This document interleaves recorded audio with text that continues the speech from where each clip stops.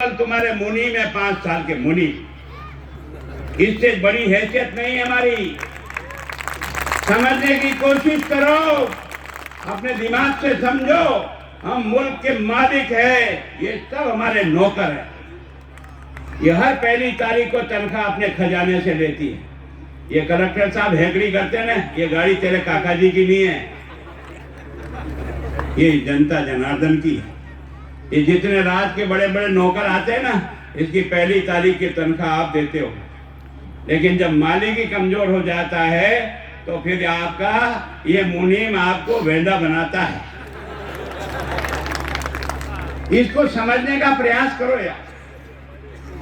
जब तक आप इसको नहीं समझोगे ना, तब तक इस देश को ठीक नहीं कर पाओगे। आंखें बंद करके ठोका ठोकी बंद करो, राम धर्म से फैसला करना सीखो, तब जाकर के इस सारी बीमारी का इलाज निकलेगा। और वो इलाज गुलाब चंद के पास नहीं है, तुम्हारे पास, आप लोगों के पास है। आप इसको समझो यार। ये सबरी माता का इतना बड़ा जो पंडोरा बनाना, ये कांग्रेस ने 70 साल राज करने के बाद क्यों नहीं बना सकी? और भारतीय जनता पार्टी की वसुंधरा सरकार के समय में यही एमएलए साहब ने यह 70 लाख का कैसे बना दिया, समझने का प्रयास करो। क्यों? कि मां सबरी को हम आदर और सम्मान देते हैं। क्यों देते हैं? कि भगवान पुरुषोत्तम राम जो सब चीजों का जानता था, उसके पास सब प्रकार की ताकत थी, लेकिन उसने एक सामान्य आदमी बनकर के अपनी पत्नी की हिफाजत के लिए युद्ध किया था दोस्तों। और जब गया था ना, तब जंगल में कई बड़े बड़े सन्यासी बैठे हुए थे। किसी के आश्रम में जाके रोटी खा सकता था, लेकिन नहीं गया। कहां गया? उस सबरी की भक्ति से प्रसन्न होकर उसके घर में गया कि सबरी के घर हो। और सबरी माँ भी कितनी, भगवान राम आ गए, भगवान राम आ गए, उसको ये संपट नहीं रहा कि मैं क्या करूं और क्या नहीं करूं। उसके घर में केवल बेर लाए हुए पड़े थे। भगवान राम को खिलाना है। सोचा यार अगर मैं खट्टे खिला दूंगा तो ये अच्छा नहीं रहेगा, और इसलिए उसने चक चक करके अच्छे अच्छे बेर खिलाए दोस्तों, समझो। और भगवान राम भी कितना दयालु था कि सबरी के झूठे बेर खा करके भी उसने अपनी मन की संतोषी की। ये है भारत, ये है सबरी का महत्व। लेकिन हमको मूर्ख बनाने के लिए कहते हैं राम पैदा हुआ, इसका सबूत दो। ये कौन पूछती है? कांग्रेस पूछती है, उसका नेता पूछता है, सुप्रीम कोर्ट में एफिडेविट देता है, भगवान राम हुए कि नहीं हुए इसका सबूत ला। तेरे काका जी हुए कि नहीं हुए, इसकी सबूत तो ला पहले। क्या बोलता है रे? क्या कहता है तू? हम क्या पागल है रे? हमारे बाप दादा के हम पागल थे जो हम जब कभी दो आदमी मिलते हैं तो राम राम सा करते हैं, और मरते हैं तो शमशान में ले जाते समय राम नाम सत्य करते हैं। ये राम नाम मैंने गढ़ा रे, ये राम का नाम मैं लाया। क्या दुर्भाग्य है, इस पार्टी का भेजा खराब है। समझने की कोशिश नहीं करती हिंदुस्तान को। इन्हें भगवान राम का आदर्श, आप और हमने जब रामलीला देखी थी ना टीवी पर, उन दिनों में आई थी तो ट्रेन रुक जाती थी, कहता यहीं रोक, क्या करना, रामलीला देखनी। चलती हुई बस रुक जाती थी, रोक, यहीं बस पे देखेंगे। क्योंकि राम का जो चरित्र था ना, जब केकई ने कहा कि तुम्हें 14 वर्ष वनवास जाना पड़ेगा, तब भगवान के मन पे सल नहीं आया। माँ का आदेश है, पालन होगा। और पिता से कहा कि आपको कोई तकलीफ नहीं है ना, जो आदेश आपका उसका पालन करूंगा। और जब जाने के लिए तैयार हुए तो उनकी माँ ने जिद किया कि इन कपड़े में मत जाओ, सन्यासी का कपड़ा पहन करके जाओ। आपने वो रामलीला का दृश्य देखा था ना, भाई ने पहन लिया, वो तो समझ में आ गया। लगभग सीता माँ पहन करके, वो वनवास की ड्रेस पहन करके, वो भगवा वस्त्र पहन करके जब टीवी के सामने आई तो आप सबकी आंखों में से पानी निकला नहीं निकला? लेकिन फिर भी पिता की आज्ञा का आदेश है, उसका पालन किया। और इसलिए उसने अपने जीवन की हर परीक्षा को पास करते करते जब लंका को जलाकर विजय लेकर के जब आया ना, वो तब भगवान राम बना था दोस्तों। राम ऐसे ही नहीं बनता है। राम कई कई भट्टी में से जल के निकलता है तब राम बनता है। लेकिन दुर्भाग्य है इन लोगों का, कांग्रेसियों का, ये राम को मानने को तैयार नहीं, ये सबरी को मानने का मतलब नहीं।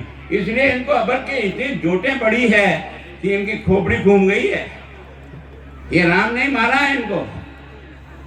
मैं आपसे इसलिए कह रहा हूं, और मेरी सरकार से, और आप आज की तारीख में ऐसा जन आक्रोश किस बात का गुस्सा है आपको?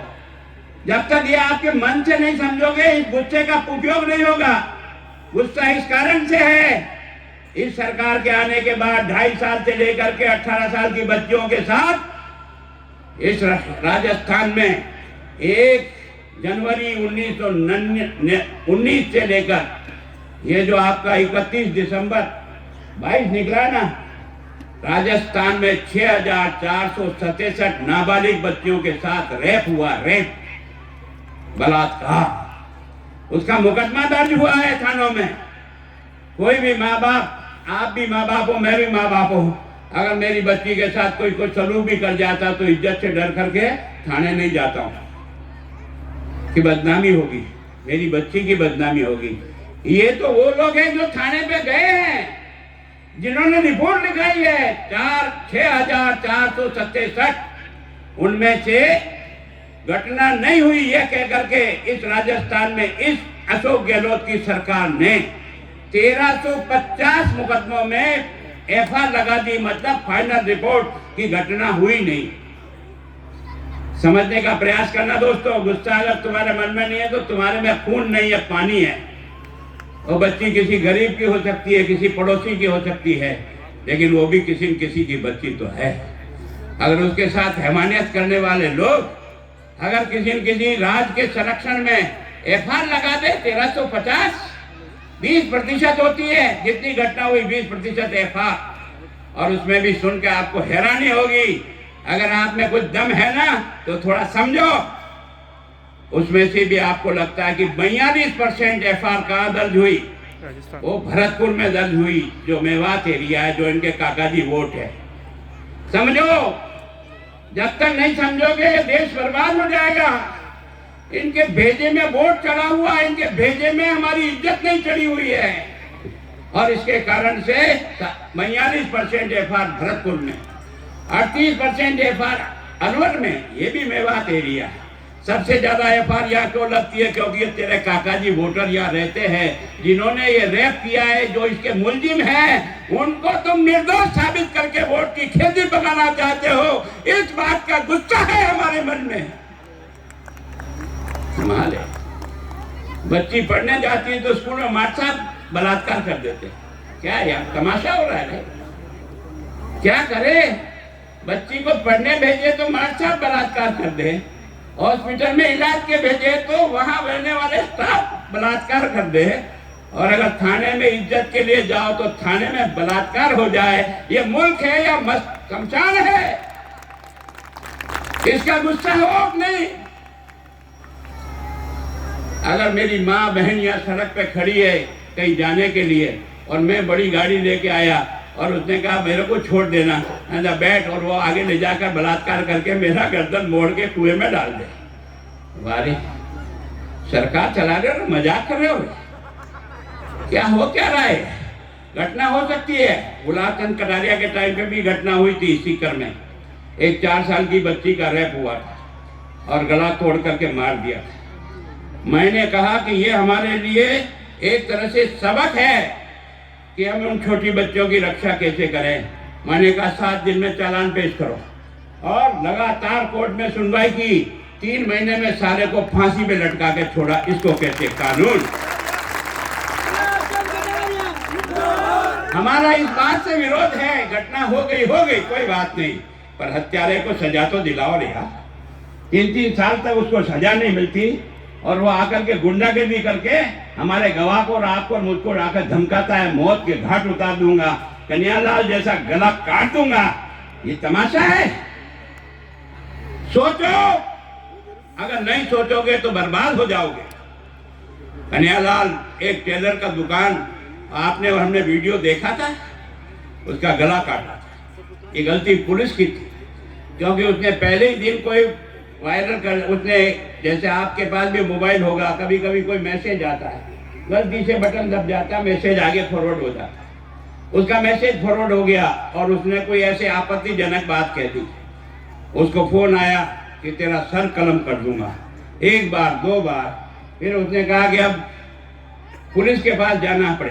वो धान मंडी थाने पे गया और थानेदार साहब को कहा कि इस नंबर से फोन आता है, सर कलम करने की बात कहता है, मुझे धमकाता है। उसको आदमी को ढूंढ लिया, ढूंढ करके थाने पे ले आए। मैं इसलिए कह रहा हूं सावधान हो जाओ।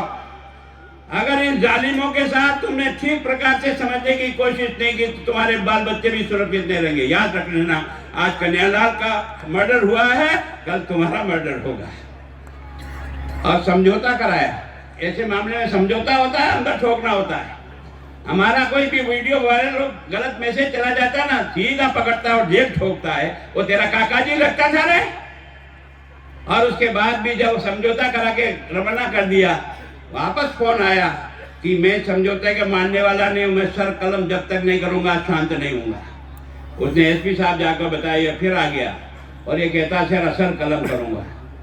एसपी साहब, मैं अपनी दुकान नहीं खोल सकता, 4 दिन से मेरी दुकान बंद पड़ी है, बच्चे भूखे मर रहे हैं, मुझे दुकान खोलनी पड़ेगी, रोजी रोटी के लिए कुछ करना पड़ेगा। 5वें दिन दुकान खोली और ये दुष्ट आए और कपड़ा नापने के बहाने कपड़ा नापने नीचे झुका, जैसे उसकी दे गर्दन में, और वीडियो वायरल करके आप और हम सबको कहा, ए नपुंसक को मैं इसको मार के जा रहा हूं। क्या दुर्भाग्य नहीं है, पुलिस की जानकारी के बाद भी वीडियो डाल रहा है और इसके कारण से गुस्सा हुए। आपने देखा होगा ये चित्तौड़ और ये भीलवाड़ा, उस तापड़िया को मारा था ना, और सरे बाजार में मारा था, भीलवाड़ा में तापड़िया को, और मारा था और उसका छोटा भाई साथ था। मेरा गुस्सा इसलिए है, समझो, उसका छोटा भाई साथ था जो उन मारने वालों को पहचानता था, क्योंकि उसी मोहल्ले के रहने वाले थे। उसने जाकर एफआईआर लिखाई उन लोगों के नाम से जिन्होंने मारा। और आपने देखा कि रात को सारा शहर जब सड़क पे आ गया तो शहर वालों को, नेताओं को कहा, हमने मुलजिम पकड़ लिया, हमने मुलजिम पकड़ लिया। तो अपन भी शांति हो जाएगी, और क्या करेगा भाई, मुलजिम पकड़ लिया, खत्म हुई बात। तब पर मुलजिम को जाकर उसके छोटे भाई ने जब देखा ये तो है ही नहीं मुलजिम, ये गलत नाम लिख करके एफआईआर किसने बनाई, इसका झगड़ा है। नाम बदल करके एफआईआर बना दो, जो मौके पे नहीं था उसको मुलजिम बना दो, तो वो तो छूटेगा ही छूटेगा, फिर हम क्या जग मारेंगे यार। इसलिए गुस्सा है, मुझे गुस्सा है इस सरकार के दिमाग में। ये जो वोट माई बाप बैठे ना, 70 साल से हिंदुस्तान को बर्बाद कर दिया। इनको यही दिखते हैं, इसके अलावा कुछ दिखता नहीं है। मैं कहता हूं अगर अपराधी हिंदू हो या मुसलमान हो, साले को एक ही कलम से ठोको या, तब तो मजा आएगा। तुमने नहीं किया। आज सारा राजस्थान भ्रष्टाचार की भट्टी में जल रहा है इस सरकार के 4 साल में। क्यों? क्योंकि सरकार चलाने के लिए इन सब काका जी का समर्थन चाहिए, तभी तो मुख्यमंत्री रह सकता है। ये जो मुख्यमंत्री रहने के लिए सबको खुली छूट दे रखी है, सब मुख्यमंत्री हो अपने अपने जिले, जो मर्जी आए तो करो, लूटो खाओ, आनंद करो, मुझे चिकाए रखो, इसलिए विरोध है। सरकार बनाई इसके लिए नहीं बनाई कि सारे एमएलए से लेकर, जब एमएलए लूटता है ना तो पटवारी छोतरे नहीं उतारेगा तो और क्या करेगा बताओ। सारा राजस्थान में जो भ्रष्टाचार की भट्टी जल रही है, कोई काम करना चाहता नहीं है ना, सारा का सारा। क्यों? क्योंकि एसपी कौन आएगा तो एमएलए तय करेगा, एसडीओ कौन आएगा। और आप तो ऐसे भाग्यशाली जगह पे हो जहां आपने ऐसा नमूना भेजा है, क्या दुर्भाग्य है। आपको लगता नहीं ये क्या किया आपने है? जो किसी भी पुलिस वालों को ठोकता है, कभी किसको ठोकता है, कभी आपको धमकाता है, ये राज है। और इसलिए इन्होंने छूट दे रखी है, मर्जी आज जो करो। कलेक्टर को भी कह दिया एमएलए के जो करना है, अब एमएलए कहे जो करना है। ये जब छूट मिली, क्यों? क्योंकि एमएलए नाराज हो जाएगा तो कुर्सी चली जाएगी। इस कुर्सी को टिकाने के लिए सबको फ्री कर दिया। अब आप गाली किसको देते? पटवारी साहब पैसे मांगते हैं, तहसीलदार मांगेगा, जिसका बाप चोर उसकी औलाद चोर।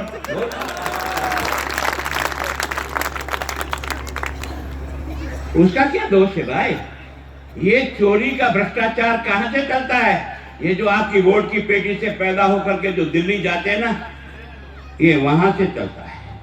ये भ्रष्टाचार हिमालय से बंगाल की खाड़ी में आता है, बंगाल की खाड़ी का हिमालय में नहीं चढ़ता दोस्तों। इसलिए मैं आपको सावधान कर रहा हूं कि आपकी वोट की पेटी से जो हत्यारे पैदा हो जाते हैं ना, उसको देश भुगतता है, देश भुगतता है। तुम अकेले नहीं भुगतते हो, देश भुगतता है। इसको समझने का प्रयास करो। मुझे बहुत दुख होता है, क्या कहें, किसको कहें। और कल परसों आपने देखा एक नया हमारा डीजी साहब ने एक आदेश निकाला, जो ट्रैप होता है, ट्रैप कौन होता है? जो पैसे लेते देते पकड़ा जाता है, उसको कहते हैं ट्रैप। वो चाहे तहसील हो चाहे थाना हो, जो पैसे लेता है ना, ये पुलिस ऐसे ट्रैप नहीं करती है। पुलिस पहले उनको आपस में बातचीत हो, वो ट्रैप करती है कि किसकी किससे बात हो रही है, किस काम के लिए बात हो रही है, किसके लिए पैसा मांगा जा रहा है। और जिस राजस्थान में आईजी ट्रैप होता हो, कलेक्टर ट्रैप होता हो, एसटीओ ट्रैप होता हो, डीएसओ ट्रैप होता हो, अगर ये सब ट्रैप होकर के नंगे होकर के सड़क पर एक तरह से फोटो पे दिखाई देते हो, अब कल एक आदेश निकला है कि अब ट्रैप वालों को फोटो नहीं छपेगा, नाम नहीं छपेगा, तो क्या झक मारेंगे? आधी सजा तो फोटो जिस दिन छपता है ना, उसी दिन मिल जाती है, भले कोर्ट उसको 2 साल बाद दे। क्योंकि जब गुलाब चंद कटारिया का फोटो आया ट्रैप रिश्वत लेते हुए, तो गुलाब चंद जी का गर्दन नीचे आ जाएगी। फिर समाज के जीवन में जाऊंगा ना, तो हेंगड़ी करके नहीं जा सकता हूँ, जमीन देखता देखता जाऊंगा, क्योंकि काका जी ने सब देख लिया कि मैं ट्रैप हुआ हूँ। इस कानून को बदल रहे, क्या तुम्हारा दिमाग खराब हो गया रे? इतने सालों तक हमने इस ट्रैप में इन लोगों की शक्ल और खोपड़ी सब दिखाई थी, अब अचानक आज क्या हो गया? और केवल उस एडीजी पे आरोप लगाने की जरूरत नहीं है। अब तक 24 घंटे से ज्यादा हो गया। मुखिया जी, आप सो रहे हो क्या? तुम्हें कानून जो उसने मन चाहा अगर तेरे पूछे बिना कर दिया, तो फिर तू सरकार चल रहा है, झक मार रहा है। दुर्भाग्य, ये समझो। ये नहीं समझोगे तो घाटा हो जाएगा। इसको समझो। आप में से कई लोग किसान हैं। इस सरकार बनाने के पीछे 2-3 काम है। 10 दिन में सब कर्जा माफ। आप सब बारात में गए थे, नहीं गए थे? गए थे ना? कि यार एक बटन दबाने से साला 2 लाख का कर्जा माफ हो रहा है। दबाया और दबा करके सरकार बन गई। आज 4 साल पूरे हो गए। आप में से यहाँ बैठे में से कोई खड़ा होकर के है कि मेरा कर्जा माफ हो गया? बता। है? लोगों की जमीन कुड़के हो गई। 6000 किसानों की जमीनें चली गई और 12 लोगों ने आत्महत्या करके मर गए। क्या तमाशा हो रहा है ना? यूरिया नहीं मिल रहा है, डीएपी नहीं मिल रहा है, लाइन लग रही है लंबी लंबी। क्यों लग रही है? पहले तो नहीं लगती थी, अब क्यों लग रही है? क्योंकि तुमने डिमांड ही कम किया। तुमने 8 लाख मैट्रिक टन मांगा था, वो सरकार ने 8 के बजाय 12 तुमको दे दिया। पर तुमको ना बांटना आता, ना कुछ नहीं आता। तुमको तो इन सबको धंधा कराना आता है। जिनको भी देता है, इसके कारण से लठ भी खाते हैं और एक कट्टा लेके भी आते हैं 12 घंटे में। क्या तमाशा है यार? ये सरकार है क्या है? हमारे टाइम पे तो कोई ऐसी लाइन नहीं लगी आपको, इस तरह से कोई आपको खड़े रह करके इस तरह से नहीं करना पड़ा। तो हमारे और इनमें फर्क क्या है? ये जानते हैं कि ये तो किनके गुड़ लगाएंगे यहाँ। अब गुड़ लगाने का मौसम आ गया। अब गुड़ लगाने का मौसम आ गया। कैसे? 4 साल तो एक कोड़ी का काम हुआ नहीं। हुआ हो तो देख लो, आपके एरिया में घूम के देख लो भैया कि अगर काम हुआ तो समझ में आ जाएगा। काम किया, अब नहीं किया, अब क्या करेगा? वो वैसे 10 दिन जैसे गुड़ लगाएगा, ये भी फ्री मिलेगा, ये भी फ्री मिलेगा, ये भी फ्री मिलेगा। तेरे बाप का है क्या फ्री मिलेगा? ये जनता का है रे। क्या काम करती हो तुम, है ना? मुझे पता नहीं, सुरेश जी आए थे मेरे पास जब मैं पंचायतों का गठन करा था। मैंने कहा यार सुरेश जी, आपका हिसाब किताब बैठता नहीं यार मेरे नियम में, क्योंकि एक कहाँ आबादी नहीं बैठती, ये नहीं होती। उन्होंने कहा भाई साहब, एक 38 किलोमीटर दूर से कितनी दोनों कहाँ पंचायत में ये आदमी जाएगा। मैंने उस समय आपकी बस्ती पंचायत बनाई थी कि नहीं बनाई थी? बनाई थी। किसके लिए? कुशलगढ़ और बस्ती किसके लिए? आप लोगों के और हम लोगों का और वसुंधरा जी का। आप एहसान नहीं भूल सकते हो दोस्त। कुछ समझने का प्रयास करो यार। हमने एक कलम से, जब मैं शिक्षा मंत्री था ना, सब पंचायतों में 8वीं का स्कूल का कागज बिना मांगे भेजा था, नहीं भेजा था, भेजा। और उसके बाद वसुंधरा जी ने 10वीं का कागज भेजा, और उसके बाद हमने 12वीं का कागज भेजा। हर पंचायत में आज आपकी बच्ची कहीं और जगह नहीं जाए, अपने गांव की पंचायत में 12वीं तक पढ़ सकती है यार। इस कांग्रेस ने इतने सालों तक राज किया, एक वर्तन नहीं दिया, वर्तन। और हमने भैरव सिंह जी से कहा कि भैरव सिंह जी, गरीब का बच्चा जब पढ़ने आता है ना, तो इसका पिताजी खेत में जाता है, बारिश हो जाती, बावड़ियां हो जाती, बोने जाता है, मक्खी भी उधार लाता है, बीज भी उधार लाता है। वो बच्चे को किताब क्या दिलाएगा, ड्रेस क्या सिलाएगा? उस बच्चे को माँ साहब कानड़ा बांटते हैं, किताब ला रहे, किताब ला रहे कहाँ से? घर जावे तो बाप थप्पड़ दे कि पहले खेत बोऊ रहे तेरी किताब लाऊं। तब मैंने जा कहा यार, इतना खर्चा करते हैं, इतनी बड़ी बड़ी तनख्वाह देते हैं, क्या सरकार के खजाने से किताबें कॉपियां छाप करके इस बच्चे को नहीं दे सकते? उनका दे सकते हैं। मैंने कहा दो। आज की तारीख में 12वीं तक के बच्चों को जो मुफ्त किताबें मिलती है ना, उसका नाम है भारतीय जनता पार्टी। जिन्होंने एक वर्तन नहीं दिया, उनकी जय जयकार। और हम आपको माथा काट के रखे तो ठोकर मारते हो। तेरा न्याय क्या कमाल है। मैं वास्तव में हमारे एमपी साहब ने बहुत बातें गिना दी है ना। हम ईमानदारी से विकास करना, ये अटल बिहारी वाजपेयी का धन्य हो कि उस आदमी ने एक एक गांव को आबादी के आधार पर डामर की सड़क से जोड़ने का पैसा दिल्ली के खजाने से पहली बार अगर किसी ने भेजा, उसका नाम अटल बिहारी वाजपेयी है। ये है भेजे। और ये गांव गांव में जो डामर की सड़कें दिखती ना, ये अटल जी की घोषणा है। और इतनी बढ़िया बढ़िया सड़कें जिससे मैं बुलावा में आकर आ गया सुरेश, मैं नहीं समझा कि इस जगह घुमाएगा इस बुढ़ापे में पर तेने घुमाया। कोई बात नहीं। ये मुझे लगता है कि आजकल इतनी बढ़िया सड़कें हैं कि 200-300 किलोमीटर निकल जाने में कोई डर ही नहीं लगता है। ये सब किसकी देन है? कांग्रेस के 70 साल में से 60 साल राज करने वाले का नहीं है, ये भारतीय जनता पार्टी का नेता अटल बिहारी वाजपेयी की देन है। ये गांव गांव सड़कें, चौड़ी चौड़ी सड़कें जो बनी है ना, उसका काम ये है ना। हम लोग चाहें तो अब तो इतना आपका झूलता हुआ पुल बना दें, और वो चाहे तो कुछ नहीं बनाए। ये पैसा कहाँ जाता है? पैसा तो वही है जो आपने हमको दिया, हमने अपने घर से थोड़ी लाया था। पैसा आपका ही है, हमने उसको सही जगह लगाया। फर्क है। ये जो आपको गैस के चूल्हे मिले ना, आपके फंड से मिले, हमने तो केवल आपके घर पहुंचाने की कोशिश की है। ये हर घर बिजली, हर घर नल, ये क्या तमाशा है? राजस्थान को हमारे केंद्र के जल जीवन मिशन के मंत्री महोदय ने 27,000 करोड़ रुपया दिया। कितना? किसके लिए दिया? राजस्थान के हर घर में टूटी से पानी पहुंचे इसके लिए। और खर्च नहीं कर पाए, इसलिए 31 राज्य हैं हिंदुस्तान में, उसमें 29वें पायदान पे कौन सा राज्य है? अपना राजस्थान। पैसा तुम्हारे पास है, खर्च नहीं करते। और अभी खर्च करने का एक टेंडर निकाला 10,000 करोड़ का। उस टेंडर में जो हेराफेरी हुई ना, बड़े अजीब है। केवल और केवल कैसे पैसे कमाए जाए, इनका अकल इनसे सीखनी पड़ेगी। हमने तो 40 साल झग मारी है। ये सब कलाकार इनके पास ही पैदा होते हैं। मतलब टेंडर जो पहले आया वो कम में आ रहा है, उसको बदल करके कंडीशन डाली कि मौका देख करके वापस टेंडर भरो। तो मौका देखेगा तो पर्चा तो आउट हो गया।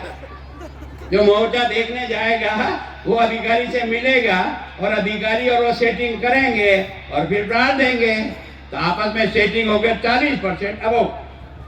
10,000 में 40% अबो का गुणा करो दोस्तों,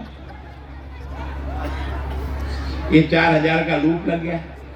ये तो जब मामला बाहर उठ गया, और उस इंजीनियर ने जिसने पहले टेंडर किया था, उसने कहा मैं ये नहीं बदलूंगा, और मैं बदलूंगा तो आप लिख के दो। इसने कहा मैं लिख के कैसे दे सकता हूँ? तो मैं भी नहीं बदल सकता हूँ। उसको सस्पेंड कर दिया। आज की तारीख में वो चीफ इंजीनियर सस्पेंड है, केवल और केवल इस काम के लिए। गलती उसकी नहीं, गलती तो इनके बड़े बाप की है। लेकिन जब जनता के बीच में आया ना, तो फाइनेंस ने उसको टेंडर को निरस्त किया। अब जो पैसे ले लिए अब वो मांगने आ रहे हैं, कपड़े खोलते हैं, राज याद एडवांस में ले लिया था, एडवांस में। ये है देश। कोई यहाँ खा रहा है, कोई वहाँ खा रहा है, कोई प्लॉट खा रहा है, कोई किच खा रहा है। तो आज तमाशा हो रहा है, और इसलिए गुस्सा होना चाहिए। अगर इस तरह से सरकारें चलती तो नहीं चलती है।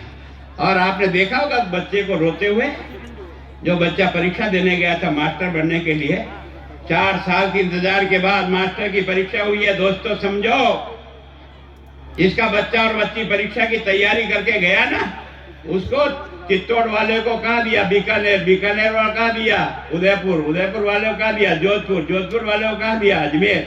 सबके बदले क्यों? नकल हो जाती नकल। अरे नकल बेटे ऐसे नहीं होती है। नकल तेरे ये काका जी कराते जिनके पास में डबल लोक में पेपर पैक रहता है ना, ये चोरी वहां से होती है। कोई समझना नहीं चाहता है क्या हो रहा है। उन बच्चों को पूछो यार, जो 17 लाख बच्चे परीक्षा दे करके आए आपने, और हमारे गांव में भी सेंटर था तो हमने रोटियां हमने बनाकर उन बच्चों को खिलाई थी कि ये बच्चे कहाँ खाएंगे रोटी, इनके लिए कौन व्यवस्था करेगा।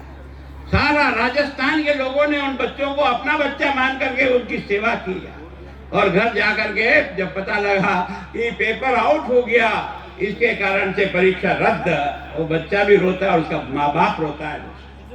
गरीब का बच्चा जब पढ़ता है ना तो वो अपना पेट काट करके पढ़ाता है, अपना खेत गिरवे रख के पढ़ाता है, लेकिन कोई समझना नहीं चाहता है। और इसलिए इस बात को समझो यार, ये जितने भी आपके संविदा पर जो बच्चे लगे हुए हैं, उनको 10 साल, किसी को 8 साल, किसी को 9 साल हो गए संविदा पर। सारी सरकार संविदा पे चल रही है। किसी को 6000 तनख्वाह मिलती है, किसी को 8000 तनख्वाह मिलती है। और जब तुम्हारा चुनाव का घोषणा पत्र था तब तुमने लिखा था कि इन सब संविदा वालों को पक्की नौकरी देंगे। कहा था कि नहीं कहा था? फिर ये सब बच्चे भी बारात में आए कि नहीं आए तुम्हारे? किसी का तो बहुमत है तुम्हारे पास, वो है किस बात का बहुमत? तुमने ये गुड़ लगा लगा करके लोगों को गुमराह किया, और आज 4 साल निकल गया, कल्ला जी की कमेटी ने रिपोर्ट नहीं दे पाए, और न उन बच्चों का फैसला हो पाया। उस बच्चे का दर्द समझो। अभी अभी इन्होंने थोड़ा सा चेपाचेपी करने का प्रयास किया, एक कानून बनाया कि संविदा पर हम बच्चों को रेगुलर करेंगे, और वो भी कैसे करेंगे? 10 साल की नौकरी 10,000 रुपए में, 20 साल की नौकरी 20,000 में, 30 साल की नौकरी 30,000 में। 30,000 में आज भी घर नहीं चलता दोस्त, तुम भी चलाते और मैं भी चलाता हूं। क्या करेगा यार? क्या समझ में नहीं आता है सरकार हो क्या रहा है। इन्होंने कहा भर्ती करेंगे, इतने पद खाली होंगे, सब भर्ती करेंगे, हो गई। 12 बार पेपर आउट हो गया दोस्तों। कितनी बार? 50 लाख बच्चे रोते हुए घर गए, 50 लाख। अब गुस्सा होना चाहिए कि नहीं होना चाहिए? अगर आपके मन में समझ में नहीं आएगा ना तो आप ही भुगतोगे, अपने कुछ नहीं, भाषण देके घर चले जाएंगे, मस्त, कोई चिंता की बात नहीं, लेकिन भुगतना आपको पड़ेगा। ये देश का सौभाग्य है यार, है कोई ईश्वरी शक्ति इस हिंदुस्तान में यार। जब भी देश संकट में आता है तब किसी न किसी माँ की कोख से ऐसा बच्चा आ जाता है जो हिंदुस्तान को संभाल देता है।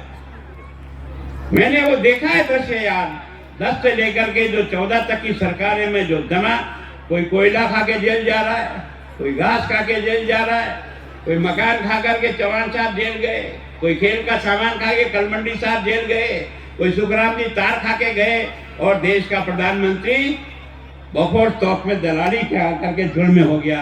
इस पार्टी का ये दृश्य है। ये पार्टी इस प्रकार के भ्रष्ट लोगों की पार्टी है जिन्होंने सारा देश लूट खाया, और हमारी पार्टी का नेता अटल बिहारी वाजपेयी और लाल कृष्ण आडवाणी है। दोनों का कैरेक्टर देखो यार। एक इस आदमी का कैरेक्टर देखो जो आज प्रधानमंत्री है, 13 साल तक गुजरात का मुख्यमंत्री और 8 साल से हिंदुस्तान का प्रधानमंत्री। ए तेरी माँ ने दूध पिलाया तो लगा इस पर एक काला धब्बा लगा, वो पार्टी है। और तुम्हारे नेताओं को पकड़ के झंझेड़ू ना तो सब के सब काले कलूटे मिलेंगे। इन दोनों में फर्क करो यार। इन दोनों में जब तक फर्क नहीं करोगे नहीं समझ में आएगा आपको क्या हो रहा है। और आपने देखा क्या नरेंद्र मोदी के हाथे भाई माँ बहनों, पहले आप कोई नरेगा की मजदूरी करने जाते थे, छोटी मोटा काम जो जापे का पैसा मिलता था, वो तहसीलदार ठेला लेके आता नहीं था बांटने, मोनी ले सारा कतरा पिया भी आता। 1800 में से 1600 देता, 200 काटता, बाटू आयो ना मोटू, काटा नहीं काटा, जेब भर के ले जाता था थैला भर के। इस बीमारी का इलाज किसने किया? तुम्हारी वोट की ताकत ने किया। नरेंद्र मोदी को जब आपने देश का प्रधानमंत्री बनाया ना, उसने कहा आप कोई पैसा नहीं, खाते खोलो, सब पैसा खाते में आएगा। लगा कट बेटा, कहा लगा था? आज सारा पैसा खाते में आता है। किसानों का भी 2,000 रुपया 4 महीने में आता है ना, तो सीधा वो बटन दबाता है और 17,000 करोड़ रुपया ट्रांसफर हो जाता है 10 करोड़ किसानों को। क्या यार, इतना कमाल करने के बाद दया नहीं आती तुमको? तुम्हें नहीं लगता है हमने क्या किया है? हमने उन चोरों को समाप्त किया है जिन्होंने तुम्हारा शोषण किया है इतने सालों तक, तुम्हारा खून चूसा है, जिन्होंने ये बड़ी बड़ी हवेलियां बनाई है ना, ये सब पैसा तुम्हारा है, ये उसकी कमाई का पैसा नहीं है। मुल्क के मालिक को समझो, अगर बचाना चाहते हो तो तुम्हारा दिमाग ठीक करो, तब जाकर के बचेगा, बाकी नहीं बच सकता। बहुत दुख होता है मुझे इस बात का कि आखिर हम क्या कहें और क्या नहीं कहें। यानी ये देश का पहला प्रधानमंत्री है जो आपको 20 महीने का कोरोना के समय में और अभी और बढ़ा दिया, सब गरीब आदमी को 5 किलो राशन मुफ्त मिल रहा है कि नहीं मिल रहा? बोलो, मिल रहा है ना? ये पहली बार हुआ कि नहीं हुआ? ये कौन दे रहा है? ये नरेंद्र मोदी, वो चाय पीने वाला बच्चा दे रहा है। समझ में आता है ना, गरीब का बच्चा गरीब की समस्या को समझता है कि क्या होता नहीं क्या। ये जो सोने के पालड़े में झूलते हैं ना, इनको पता ही नहीं क्या होता है, गरीब की रोटी कैसे बनती है और गरीब का बच्चा कैसे खाता है। आप सब माता बहनें, जब आपको शाम को लेटरिन आती थी ना, तब सूर्यास्त की इंतजार करते थे नहीं करते थे? राम धर्म से बताओ यार। इच्छा तो 4 बजे की होती थी, टट्टी नहीं जाते थे। कब जाते थे? जब सूर्यास्त होता था, थोड़ा अंधेरा पड़ने लगता था ताकि लाज बचे। और जब आप लेटरिन ले लिए सड़क पे बैठते थे और गुलाब चंद की मोटरसाइकिल आती थी, दूर से लाइट दिखती थी, आप खड़े होते थे नहीं खड़े होते थे, फिर बैठते थे, फिर ट्रैक्टर वाला आता था, फिर माँ खड़ी होती थी। क्यों? गरीब की बेटी की इज्जत नहीं है, इन बड़े बड़े लोगों की माँ बहनों की इज्जत है, तो वो तो लेटरिन में जाएगी। ये देश का पहला प्रधानमंत्री है जिसने 10 करोड़ घरों में लेटरिन बनाने का 12,000 रुपया दिया है। दोनों में अंतर समझो यार। तुम्हारा पैसा तुम्हारी जरूरत के अनुसार भेजने का काम कर रहा है यार, पर फिर भी तुम्हारा समझ में नहीं आता। ये कह रहे हैं ना 12 खंबे गाड़ करके लाइट पहुंचाई। अरे ये देश का पहला प्रधानमंत्री जिसने घोषणा की थी, मैं हिंदुस्तान के प्रत्येक टापरे में बिजली का लट्टू जला करके दूंगा, क्योंकि उसका बच्चा पूछता है, जब वो बेगू में जाता है तो लाइट दिखती है, और जब बेगू से बाहर आ जाता है तो उसके जीवन में लाइट नहीं दिखती है। वो बच्चा पूछता है कि मेरे घर में क्यों नहीं जलता है, पर इसका इलाज नरेंद्र मोदी ने कहा, लगाओ, चाहे जितना पैसा लगेगा सरकार पैसा देगी केंद्र का, और आज की तारीख में हर घर में बिजली का लट्टू जल रहा है कि नहीं जल रहा? देखो तो सही यार। पैसा तो तुम्हारा ही है, पैसा हमारा नहीं है। ये तुमने दिया वही हम काम में ले रहे। वो टाका मारते थे, हम टाका नहीं मारते, बस इतना अंतर है दोनों में, और इसलिए समझने का प्रयास करो। मुझे बहुत दुख है इस बात के साथ कहने के लिए, पता नहीं मुझे, या तो मैं कुछ ज्यादा भावुक हो जाता हूँ। लोग कई बार मेरे शब्दों को, मेवाड़ी आदमी हूँ तो कुछ वहां का टेढ़ा शब्द बोल जाता हूँ, तो मेरे कुछ दोस्त है जो मुझे बार बार हाईलाइट करते हैं, गुलाब जी ने ये कह दिया, गुलाब जी ने कह दिया। मेवाड़ी आदमी हो यार, झक मारो, ये शब्द हमारे के यहाँ कहते हैं। अब इसमें क्या हो गया? एक फुट्टी गोड़ी नहीं देता है, अब शब्द है कहते हैं। क्या यार, पता नहीं।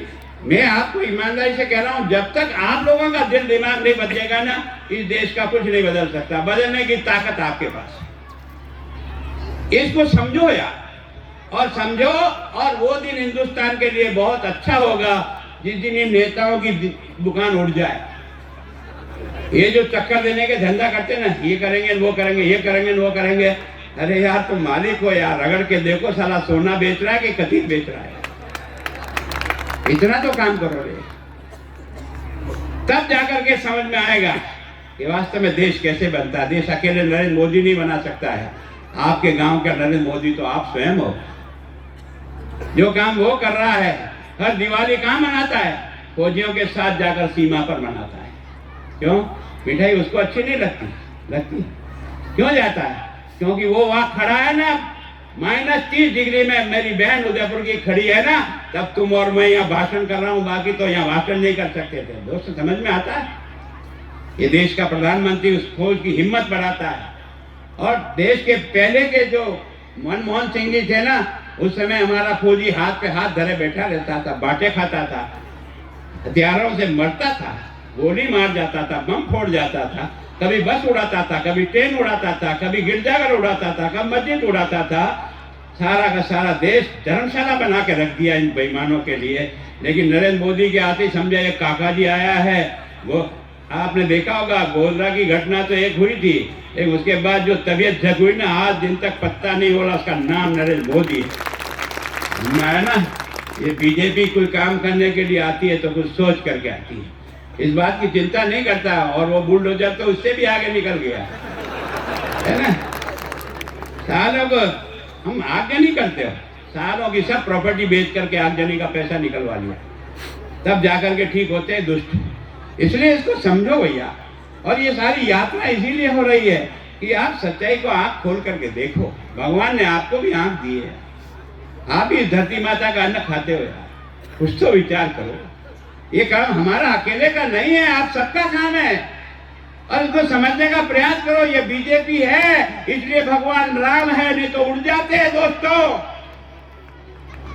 इतने साल तक मुकदमे लड़ते लड़ते थक गए, हमारे बाप दादा ने खोपड़ियां कटा कटा करके थक गए, लेकिन भगवान राम का अयोध्या में मंदिर नहीं बना। और पूछते थे कि अयोध्या में पैदा हुआ सबूत लाओ। अच्छा, देश के प्रधानमंत्री ने आपके वोट की ताकत से सबूत लाया और कोर्ट को कहा सुनो दोनों को, ये भी अपने कागज जाए, ये भी जो कहना चाहेगा इनको कहो। और 40 दिन तक हिंदुस्तान में अगर सुप्रीम कोर्ट ने कोई सुनवाई की ना, वो अयोध्या में राम मंदिर की सुनवाई की। और जब इसका फैसला आया ना, तो हिंदू ने भी ढोल बजाया और मुसलमान ने भी ढोल बजाया। दोस्त, यह है न्याय, इसे कहते हैं। हम लोगों ने हिंदू और मुसलमान नहीं किया है, तुम करते रहते हो। आजकल दाढ़ी बढ़ा के बाबा जी चल रहे हैं, संत हो गया हूं संत। संत दाढ़ी बढ़ाने से नहीं होता है, अंदर कुछ गुण धारण करने पड़ते हैं। तिलक लगाने का काम हो रहा है। इतने दिनों तक क्या तिलक से दुश्मनी थी रे? अब तक तो मंदिर जाना तुम्हारा पाप समझ में आता था, अब काका जी ने समझा दिया मंदिर नहीं जाओगे जनता टोकेगी, इसलिए जाना सीख गए ना। और दुर्भाग्य है, और इसलिए इसके लिए जिम्मेदार हम सब लोग हैं। मैं आपसे प्रार्थना करता हूँ कि आप इस ताकत को समझो और समझ करके अपने दिमाग का उपयोग करो। और भगवान की कृपा से देश का प्रधानमंत्री इतना मजबूत आदमी आ गया, मेरी 40 साल की जिंदगी में नहीं देखा है। एक दिन की छुट्टी नहीं दी, एक दिन की छुट्टी, और माँ का दाह संस्कार करके काम में लग गया है। कमाल के नहीं यार दोस्त, देश के लिए जीना किसको कहते हैं, ये नरेंद्र मोदी ने सिखाया आपको और मुझे। देश के लिए जीना किस तरह से होता है। जो आदमी देश बनाने के लिए रात और दिन पच रहा है, उसकी मदद नहीं करोगे, उसको शाबाशी नहीं दोगे, उसकी हिम्मत नहीं बढ़ाओगे, तो फिर कौन तुम्हारे लिए क्या करेगा। और इसलिए मैं सोचता हूँ कि आप सब लोग इस एरिया में जितना भी, और ये मैं आपको गारंटी देता हूँ, आपको बची हुई सारी लिस्ट बना देना, ये काम चाहिए। एक गुलाब चंद कटारिया तुमको गारंटी देता है कि अगले 5 सालों में करके सुपुर्द करेंगे। क्या समझ रहे हैं? हम चक्करबाजी नहीं करते हैं, धोखेबाजी नहीं करते हैं, हम सच्चाई के साथ चलते हैं।